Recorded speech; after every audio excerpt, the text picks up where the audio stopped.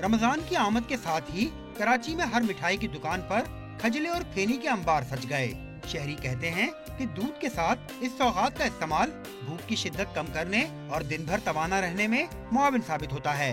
बहुत से लोग होते हैं मिर्च मसाले से बचना चाहते हैं कि यार हमसे ये मिर्चें नहीं, सालन नहीं खाया जाता, तेजाबियत हो जाती है उनको, तो इस वजह से ये खजला फेनी हमारे लिए बहुत अच्छी डिश है। ये ताकतवर होती है और थोड़ी सी ग़िज़ा भारी होती है, इस वजह से रात ये शाम तक भूख वगैरह नहीं लगती है।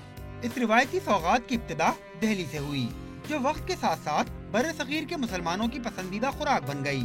ये इंडिया पाकिस्तान एक ही था जब से शुरू हो रहा है, ये तो इंडिया पाकिस्तान एक ही था। ये पापड़ी वगैरह ये सब इनकी सब हिंदुओं की याद है। दिल्ली से हुआ था, फिर बम्बई में गया, फिर जहाँ हमारी अक्सरियत थी तो ये वहाँ फैला। ये हम रमज़ान के लिए बनाते हैं कि फेनी होती है कि चार रात से 2-3 दिन पहले काम शुरू करते हैं।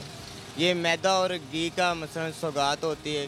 ग़िज़ाई माहिरीन कहते हैं कि सहरी में दूध के साथ खाई गई खजला फेनी मुरगन खानों के मुकाबले ज्यादा बेहतर साबित होती है। कैमरामैन फकीरा बीके के साथ सैयद ज़ीशान अहमद, डॉन न्यूज़, कराची।